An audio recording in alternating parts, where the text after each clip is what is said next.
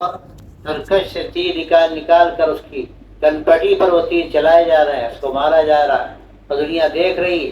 اب کوئی اٹھتا ہے اور اٹھ کے جا کر جو جس کو پھانسی پہ لٹکایا جا رہا ہے اس سے جا کے سوال کرتا ہے، ہمیں فلاں ضرورت ہے، آپ اگر وہ ضرورت ہماری پوری کر دیں تو دنیا کیا کہے گی، پاگل ہو گیا، یہ تو ایسا بیچارہ مجبور ہے، محض ہے، کیا کرے گا، یہ اپنے کو بچا نہیں سکا، اس کو پھانسی پہ لٹکایا جا رہا ہے اور اس سے آگے سوال ہو رہا ہے۔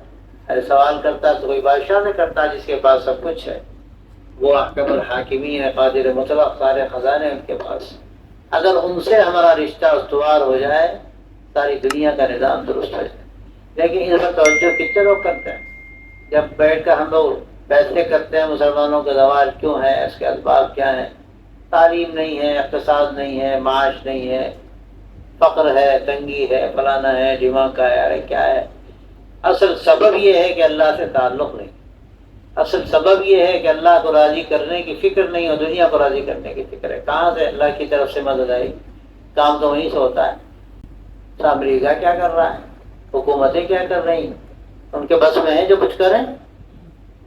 اللہ کا فیصلہ ہوا، جو فرعون اپنے کو سب سے بلند سمجھتا تھا، انا ربکم الاعلی کا نعرہ لگاتا تھا، اللہ نے سمندر میں ڈبو دیا لے جا کے، ایسا ڈبو دیا کہ سمجھ ہی نہ سکا، بڑا ناز تھا کہ راستہ سمندر میں ہمارے لیے ہو گیا، بیچ میں پہنچا، دونوں طرف سے اللہ نے پانی کو ملا دیا، اب گھبرا گیا، اب میں ایمان لایا، میں ایمان لایا، سمجھ گیا اللہ کہ آلان وقت عصیت قبل وکنت من المفسدین۔ اب کیا ہوتا ہے، چیخنے چلانے سے اب ایمان لاتا ہے، پہلے فساد مچاتا تھا زمین میں، اب کچھ نہیں ہونے کا۔ ایسے ایسے نامی گرامی اپنے کو خدا سمجھنے والے مٹ گئے۔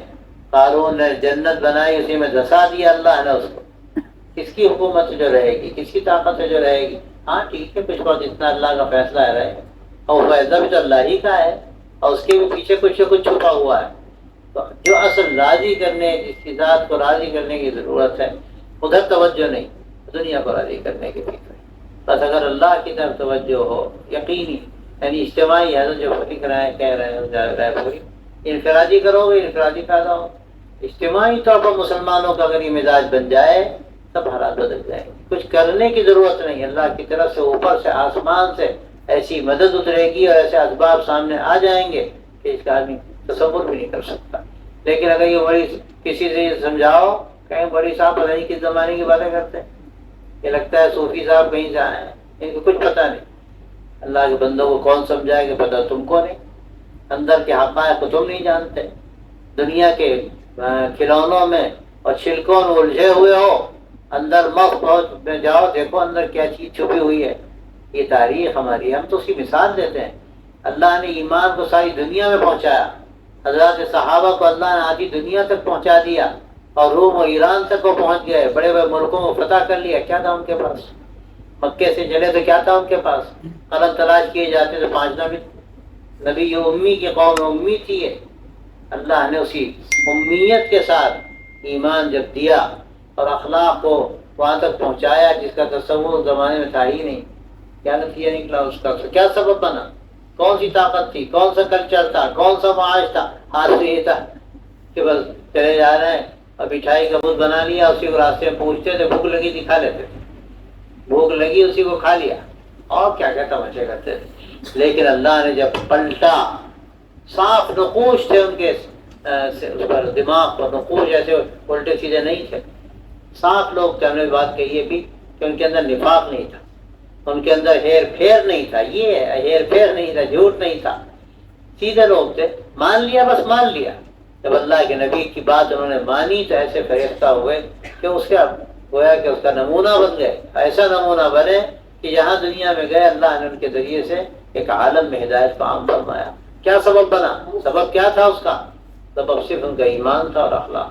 اسی ایمان و اخلاق پر اس وقت سچی بات یہ ہے کہ محنت کی ضرورت ہے، یعنی جگہ جگہ جہاں سے یہ گویا پیغام لے کر جانے کی ضرورت ہے۔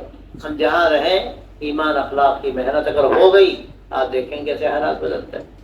جو کچھ ہو رہا ہے میں آپ سے کیا کہوں، پیچھے کیا کیا چھپا ہوا ہے۔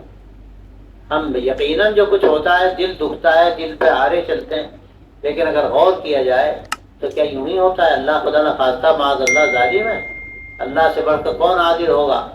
اور فیصلے کیا اللہ کے ہوتے ہیں یا بندوں کے چلتے ہیں؟ ویسے اللہ کے چلتے ہیں. تو جو ہو رہا ہے کیا اللہ نہیں جانتا اس کو؟ کیا اللہ کے ہاتھ سے باغ چھوٹ گئی، گھوڑا بھاگا چلا جا رہا ہے؟ سب اللہ کے ہاتھ میں. تو جو ہو رہا ہے وہ اللہ کے کرنے سے ہو رہا ہے، اور اس کے پیچھے کچھ چھپا ہوا ہے. ہمیں اس کو بنانے کی ضرورت ہے، اس کو راضی کرنے کی ضرورت ہے. اس کو راضی کریں گے دنیا کے سارے حالات بنتے چلے جائیں. لیکن اس میں امتحان بھی دینا پڑتا ہے. ایسا نہیں ہے کہ ہم نے 2 رکعت نماز پڑھ لی، ہم نے سوچا بس اب کل تو آسمان سے وہ جب معاہدہ اتارا جائے گا، تیسرا اسلام کے قوم میں دعا کی معاہدہ اتار دے. معاہدہ آ گیا، موسیٰ علیہ السلام معاہدہ آ گیا، دسترخوان سے جائے کھاؤ. تکون لنا عیدا لاولنا وآخرنا وآیۃ منک وارزقنا وانت خیر الرازقین. یہی تو انبیاء علیہ السلام کے معجزات ہیں. معجزات نہیں ہوں گے. نظام چلانا پڑے گا اور اسباب اختیار کرنے پڑیں گے. وقت لگے گا. ایک دن کا کام ہے. ایک آدمی ٹھیک ہو گیا تو کیا اس سے فرق پڑتا ہے؟ امت کو صحیح راستے پر لانے کی ضرورت ہے. آج تو حالت کیا ہے، کوئی ادھر جا رہا ہے، کوئی ادھر جا رہا ہے، ایمان کے خیر نہیں. اب ایسی صورتحال میں کیا ہوگا؟ مسئلہ ہمیں یہ نہیں ہے ہمارے سامنے کہ کون آیا کون جایا، اور کس کی حکومت آئی کس کی حکومت گئی. سب تو ہوتا رہتا ہے، رام آیا رام گیا. مسئلہ کیا ہے؟ مسئلہ یہ کہ ہمارا حال کیا ہے. پیسے ہمارے حال پر ہوتے ہیں. ہمارا حال اگر اچھا نہیں ہے تو جو ہو رہا ہے ہوگا، کوئی روک نہیں سکتا دنیا میں. اور ہم ٹھیک ہو گئے تو حالات بدل جائیں. اسی کی ضرورت ہے. ویڈیو اگر اچھی لگی ہو تو لائک کریں، شیئر کریں اور چینل کو سبسکرائب کرنا نہ بھولیں، اور ساتھ ہی ساتھ بیل آئیکن کو پریس کریں تاکہ نئی ویڈیو کی نوٹیفیکیشن آپ کو ملتی رہے.